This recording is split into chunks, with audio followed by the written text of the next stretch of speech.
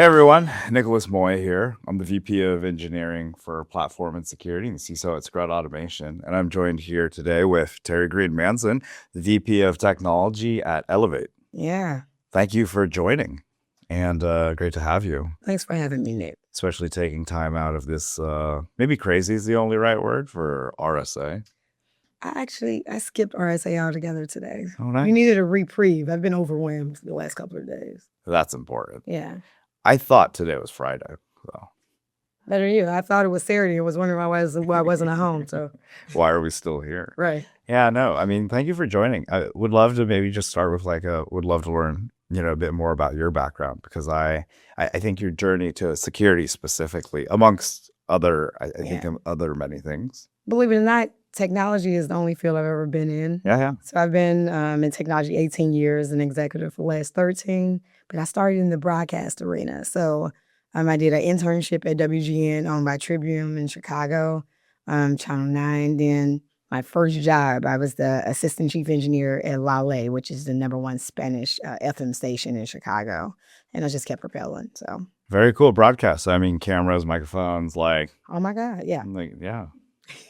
And it kind of took me to music right after that. So I was a musician while I was working at IBM, and then it took me all the way to the Grammy. So Big Blue, do you miss that? Like IBM? No, I don't miss IBM. I've learned a lot. I'm so surprised. I know. I learned a lot of great things from IBM though, right? They actually have a really good, solid foundation from a cultural perspective. And then I also worked at TransUnion before too, and oh my God, like some of the things they do for their employees is just unreal. I mean, you got a 2-drink minimum at the desk. Really, I'm serious. No, that's great. Yeah. I mean, what do you most enjoy or are excited about in cyber right now, like in 2026? When you think about we have a natural epidemic every 40 years, right? Mm-hmm. So we just had COVID. The same thing happens in the technology arena. I'm grateful that I've been able to kind of witness so many big things from cloud transformations to now the big AI adapt. And I think that's the next biggest wave. And I'm glad to be a part of it. So I think that's the biggest thing for me right now in cybersecurity. Yeah. What are you seeing specifically with that wave? And I think a lot of us are seeing it, feeling it, or having it forced down our throats. But it depends on who you ask.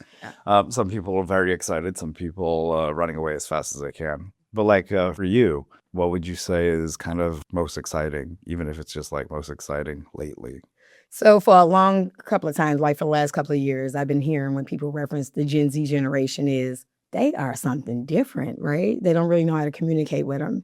And now we're seeing a tool set that actually appears to be more empathetic than Gen Z generations, right? So I think maybe it's something that can be able to talk to them in their actual language, and maybe it can help them boost some of that customer centricity, because right now they're not that customer centric, majority of them. So that's exciting because they are the future. So I do want to know what that's going to look like eventually. Is that something you have to deal with a lot, or is that from the hiring perspective, or in general? When you think about it now, you have the boomers leaving the organizations. You have more millennials and Gen Zs taking off. Yeah, they've been boomed out. And it's only a lot of it's because a lot of the mindset, they don't have a mindset shift. Sure. Stuck in their own ways, not adaptive. Right. The way that we should be to be able to be innovative with the technology sources. So unfortunately, sometimes people have to retire. Are there any cybersecurity kind of things you are worried about with all the AI adoption? Nah. So I don't have time to worry, Nick, okay? The truth of the matter is, like I said, we had the big wave. When you thought about it, even with cloud, people were fearful. Yeah. But fear to me is false evidence appearing real. So at some point you have to be able to figure out how are you going to move forward. You had people 1 foot in, 1 foot out. They were scared to get data in the cloud. AI is very progressive, but you got to figure out how you get in, where you fit in. How do you make it? You're not trying to outpace governance or innovation, not trying to slow down your organization, but you still have to be tactical. So it's being opening up your mindset. I'm excited about it, to be honest. What have you seen work to help people kind of help get them there? People being candid and truthful. I think We have a lot of people talking on these platforms. Everybody seems like an AI expert, and nobody's being honest and say, They're not all experts. no. I wish somebody just say, I don't know what the hell gonna happen. It's okay. Like, we're all learning it together. And I think that's the hardest part. People are not just that candid. What do you think it'll take to get them candid? First, they gotta know who they are and stop being afraid of what their peers are going to think. I prefer to be able to kind of be real clear from a progressive perspective versus trying to put some shit out that's not going to actually work within an organization. I did craft a framework called TEST, and it has worked. The only reason I did that because I saw a lot of engineering teams sitting around trying to make it more debatable. I was like, are you trying to debate AI or are you trying to implement it? And then they didn't have really acceptance criteria or anything that we can actually measure. So I kind of created that, and I think it's been effective to be able to kind of get people from the idea of AI to full implementation, and it's working thus far. That's super cool. Can you share a bit about tests? Yes. So I thought about it when you think about the security review process, right? So just asking more qualifying questions. Right. Like when we think about test, the T mean, what does it touch and where is unintentionally or unintentionally? Is it sensitive or classified data? And then if you notice, I'll ask certain questions like, hey, people like PII, I don't want you to tell me PII, that's broad. I need you to name it. Is it the name? Is it the social? What the hell is it? Because if you can't model it, you can't secure it. Right. And then when you think about things like E, so my E is for evidence, right? Because the truth of the matter is you got to have something that is foundational. Right. And I realized that a lot of teams are hypothetical in viewpoints, right? They think about, when I got this prompt, but can you trust the output, right?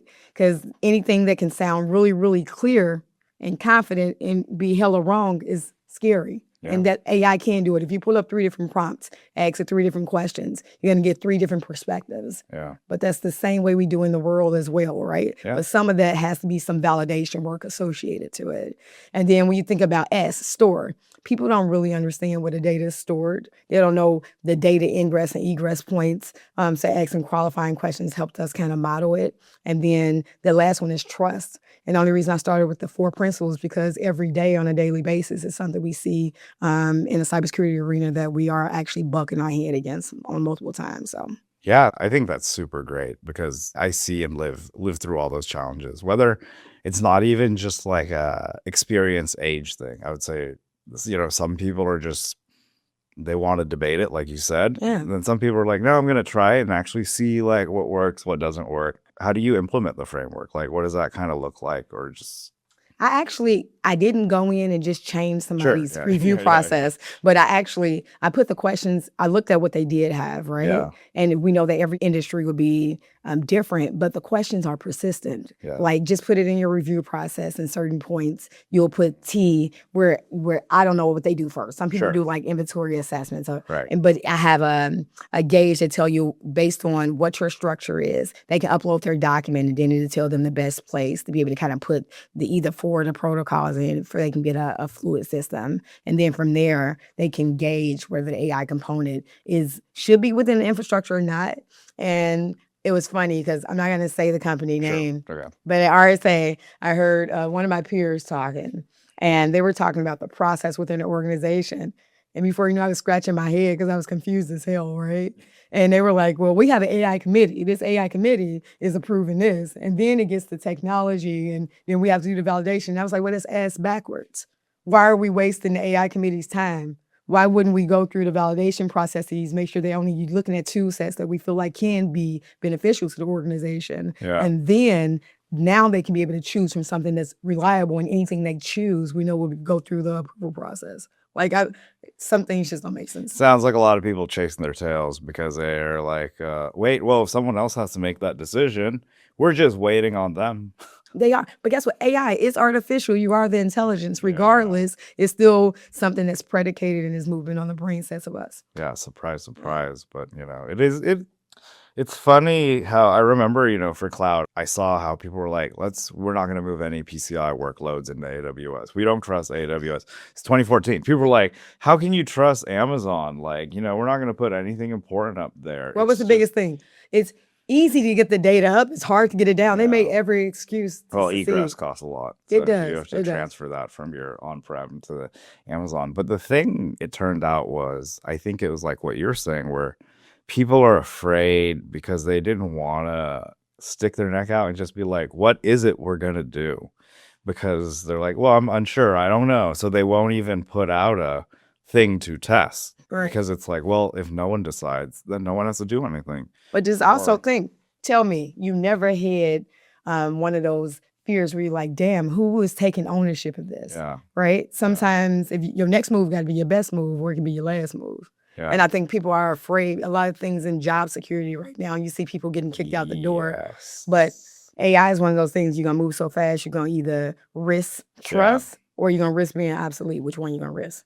Yes. And the ownership thing's hard. I mean, for, candidates I've been screening, say like last week and the week before for positions on my team, I just really want to know is this person going to have ownership? Yeah. Because I don't ask them to be perfect. I'm like, you don't need to be perfect. We're not a 50-year-old company with 5,000 employees. Right. Like we're a 250 person company and we're a startup. So I just need people who are like willing to kind of own it, and just like send it. But if it doesn't work, that's fine. Then like we'll just need to go fix something in that process that basically, I feel like your test framework is perfect for kind of capturing. Yeah. Like we just need to do it. And back the hell out. Yeah. You better have a recovery strategy. I mean, and what we're building a lot of times in software is not life or death. So like let's get over it, right? Like, I'm not working on medical devices. I would, if we're working on medical devices, that would be a very different story, right? Yeah. But like, let's put it into perspective. Have you used, I'm not supposed to, I don't want to say the two-set name, but.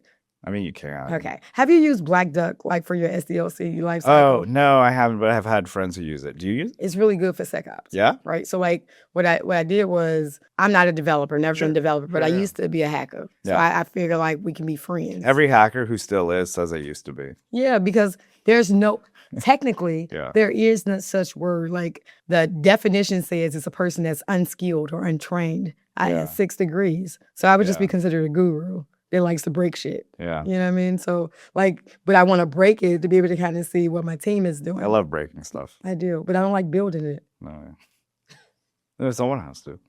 Right. So, but it's good. And what I did was it was easy since we were using agile to be able to kind of put the SecOps piece on there so that we can start to think about security from the infancy stage and the development to cycles. My DevOps teams wasn't. They were just thinking about productivity. And I'm thinking, what about efficiency and scale? We think about scalability, but you're not thinking about the mechanisms or the infractions that can happen from the risk perspective. So. Yeah, no, I mean, that's great. I think a lot of teams and DevOps teams, security teams, SecOps teams especially, I think a lot of them have been kind of like put in a box for so long. Like, hey, go turn this crank. Don't ask questions. Yeah. And now, the funny thing is like they woke up in 2026, their boss is like, you need to ask questions. What are you doing? Like, and they're like, oh, okay, my job just changed. I'm supposed to ask a lot of questions, have some opinions. Like, yeah, I missed the communication. I missed something because like 2 weeks ago, you're like, if you have an opinion, like, get out of here.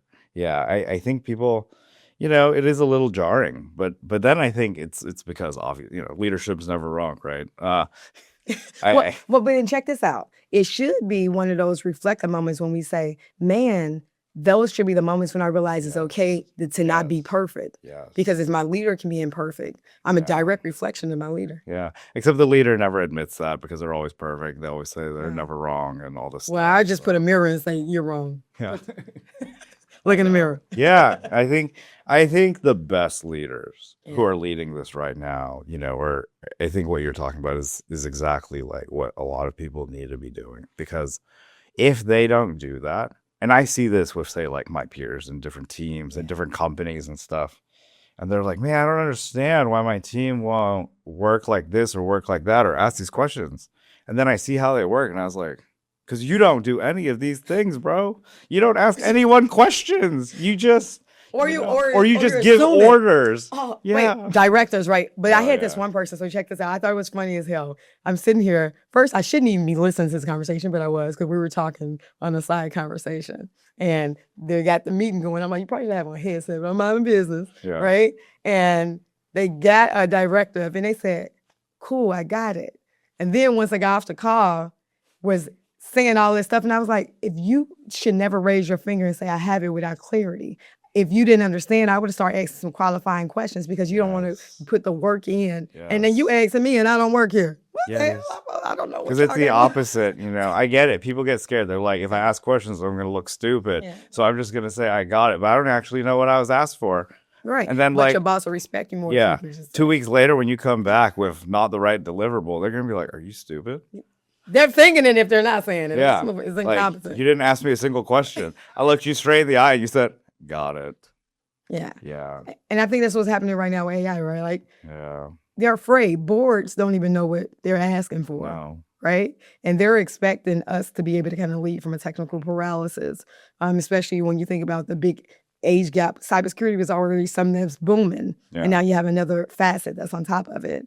And no one is thinking about the security parameters. Like, think about it. We just had people just use AI to be able to kind of hack a system. And I thought it was really, really cool. Because for years I kept saying, we keep talking about how it's going to be progressive. Nobody is talking about the how it's going to affect us in the same manner so that we can be able to start to think about it from a different lens. So I started thinking about it for myself.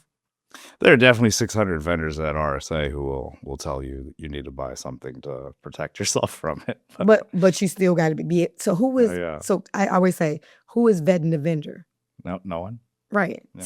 So I had vendors tell me how they're going to help me get ISO compliance, and they're not even ISO compliant. Yeah. Well, so nobody is asking for the validation mechanism. So if they knew how to do it, why they didn't get it for themselves? It is, and I think AI is an interesting one where right now, especially in cyber, where the people selling you something are pretending to know something. I mean, look, not pretending. Okay, they may or may not know something to some degree because we're all in it at the same time. They weren't doing it 5 years ago. And then the person buying it also only knows what they know. And so now it's like we have I only know what I know. I only know what I know. And let's all pretend like we know everything. But there's a lot all of us don't know. Right. And we just have to go do it. And then we'll figure it out. But, I'm not doing it. Like I tell people, it's two things I'm just not gonna do. I'm not gonna do nothing illegal because I'm too pretty for jail. Well, I mean, yeah. And I'm not going to do. Yeah, you heard it here first. Don't do illegal things. Don't do it. Yeah, it's a thin line between ethical and unethical. Yeah, it's crazy, right? Especially when it comes to cybersecurity. Sure. I was like, and then I'm not willing to actually ruin my own reputation to be able to kind of benefit an operation or organization. Because if I'm the leader and I'm willing to put myself on the line, I'm doing you a disservice in the first place. Yeah, it turns out integrity is important. Don't do illegal things. It's crazy stuff. I mean, I don't. Those things don't go out of style. So. I hope not. No. Yeah. Year from now, 2027. I don't know what year it is, but yeah, I think 2027 next year RSA. What would you want to see? I don't think I'm coming. Yeah. I get that. Yeah, but I would like to see people have more candid conversations. Hopefully, we'll have more validated research. You're going to see people start to sample with the product a little bit more. Ask people to open up the hood. The truth of the matter is, half of it is vibe code anyway. Vibe code shouldn't create things that's in production. It should do prototypes. Like, get yourself out there. Start to work with different fillers. Get more curious about the product before you just shut it down. So that way, maybe you can think about something no one else has, but you can't do it until you open your eyes to see it. I feel like people have forgotten about being curious. Like, somewhere it got lost. I feel like some people never was curious, Nick. I feel like I thought my bar was low, but I feel like you beat me there. Nah. Unfortunately, AI is going to do, you hear people say things like, AI is going to replace my job. Well, a person like me doesn't believe that the human will be eradicated from the process. You actually have to have some kind of validation mechanism in. I wouldn't want things to just be able to write things in my environment. No, but what it is going to do is expose people that has hidden behind maybe the likes of their friends and different things like that. Yeah. It's like I'm doing things. Don't worry, look busy. You know, you look busy. Boss coming through.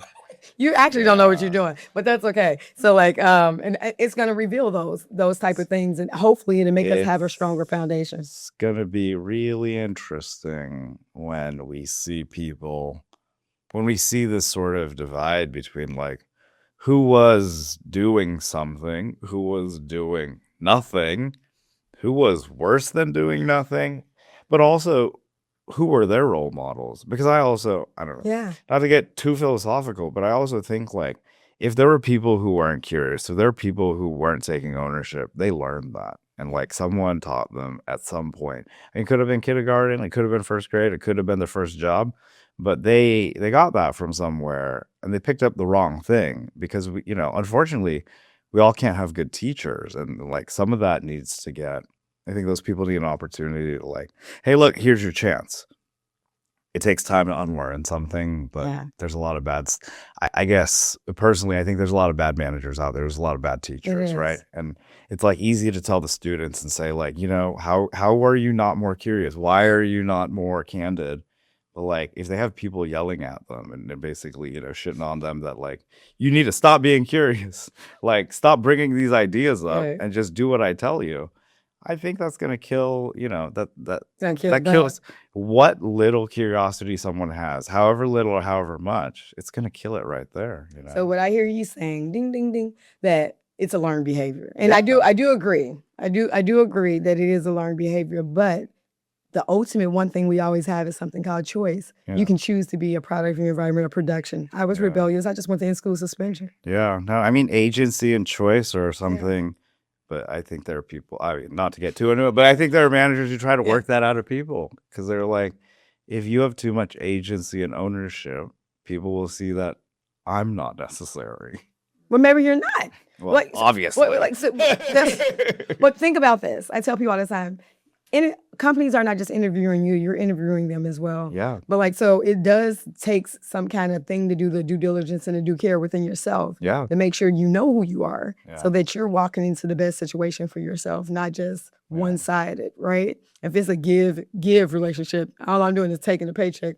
Yeah. You'll get tired of that eventually. You get burnt out. I mean, yeah. I was like, tired is, at best, because at worst, you'll get something worse than that. You'll need some therapy to get rid of that. or you come to RSA and just get a drink. Yeah, you come to RSA. It's all free. Yeah, it's all free. There's drinks everywhere. Anyways, that's the moral of the story. RSA, there's a lot of drinks, food. So RSA, I'm gonna give it it does have some positives, right? Yeah. You do have some networking opportunities you can with peers, right? Yeah. You have to be able to have some keen conversations when you're in certain industries. They have things like happening like cybersecurity where you're able to pull a like-minded or a like group together, right? Yeah. You have some vendors actually, they're going all out. Yeah. And I just think if we took this same type of effort behind the intentionality and the products in which we create, right? So if I said, I'm a spend $100,000 to get you drunk. What if I say I'm gonna spend $100,000 to do my due diligence to build a real product? No, I was just kidding. For real, to not vibe code this and then tell you to put it in your environment. Yeah, that would be crazy. Can you imagine? I think vibe code is for prototypes, not production. That is worth. That's a whole podcast we could talk about. It's like, and I was literally talking to somebody. I was like, "Hey, this is a cool product." It's like, I did it. I'm fine. And I was like, "Well, that's a prototype. That's not a product. That's not for production." Now it gave you the keen pieces so you can go build it. There are ways to use agentic coding to build production level code, but it's not as simple as like going into Lovable and writing a prompt. You have to go through a process. I mean, just like before, but I think we used to worship the process to get to the output, but now I think the burden of proof is on the output. But it's not more noble to worship like arbitrary code either. And so the arbitrary code was just a way to gatekeep technology. Right. So if we think about the opportunity to go beyond that and say like the process is important, but the process, we're not here to worship the process. The process is a means to an end to build products that solve problems. Right. So I think that's worth like a whole, we could have 2 hours on that. But one thing we could do though, because I thought about this, right? So the one thing I used to hate to do is when you have to go back and read other people's code. Yeah. And I'm like, some people can write and some people can't. Some people is bunchy, right? Yeah. I can always say, hey, do it in this format. Yes. Make sure you actually put these comments so people actually know what they're debugging. Yes. Like that can help. Yes. People are doing that already. So it's because, there's a lot of pressure. It is. Everyone needs to ship a lot more. But anyways, we'll do a follow-up. We'll do a follow-up because I think we can have a little bit. But thank you for being here, Teri. Thanks for having us. It's super fun.